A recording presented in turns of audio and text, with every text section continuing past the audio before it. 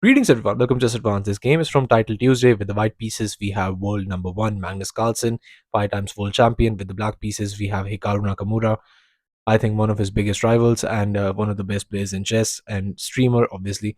And this game is going to be an epic game. So without further ado, let's start with this game. We have f3 by Magnus. Barnes opening, trying to just troll near Hikaru a little bit. We have f6 by Magnus, Hikaru as well. E4, E5, and just going for this F4. And here we have just D5, E captures, Queen caps on D5, and just knight to C3, attacking the Queen.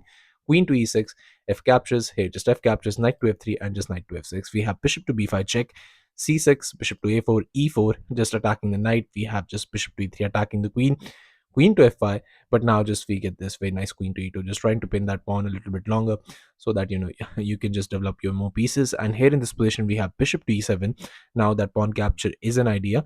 Knight to H4, attacking the queen. Queen moves, and here just queen caps on G4. We have knight caps on G4, and here just going for this G3. And here we have E3 by Hikaru, definitely trying to troll Magnus, trying to create more weaknesses in the position. And here just D3, not going for that. Rook to F8, but just H3. Now pushing the knight back, but knight goes forward instead of back, attacking the rook. Rook to H2, but here just going for this very nice bishop to D6, just targeting that pawn. And there's not a lot of ways you can save the pawn, although you can play this, but it's going to be very much difficult. But here just knight to E2 was played, trying to save it, and we have bishop caps on H3. Bishop caps on E3, just grabbing the pawn. We have this knight to G4 as that knight was under attack, and now your bishop is under attack, so you have to move it. Rook caps on H3, knight caps on E3. We have king to D2, knight to F1 check, and here just going for this king to E1. Knight to E3, rook to H1, and here in this position just knight to D7. Just developing those pieces. We have king to D2, knight to G4, and a very nice knight to D4. Now this is coming if you're not castling, and you have to be very much careful. Was this knight to D4 the best move in this position? Well, not exactly, because you could have gone for this bishop to E6, and this looks very, very scary. And obviously, what do? You have to move the knight to H6, but just rook a E1.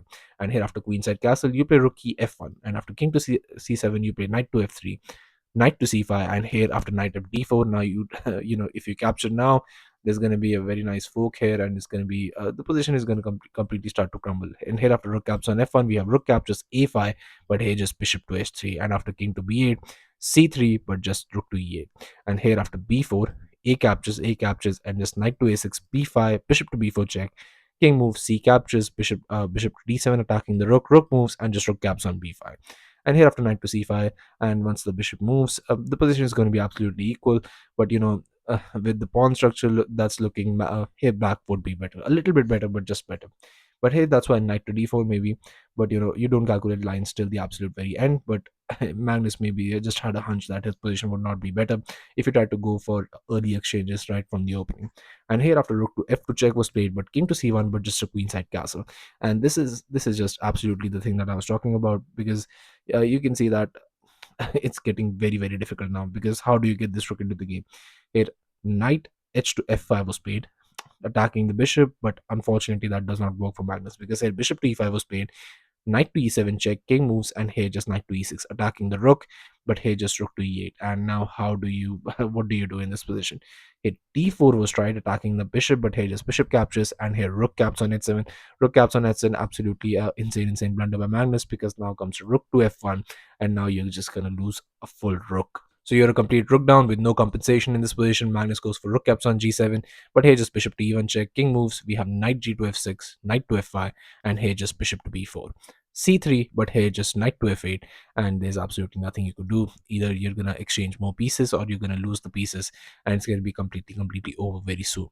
Rook to f7 by Magnus, and Hikaru for the final blow goes for knight captures on e6, and it was on this move, on move 37, that Hikaru Nakamura resigned the game, and Magnus Carlsen got the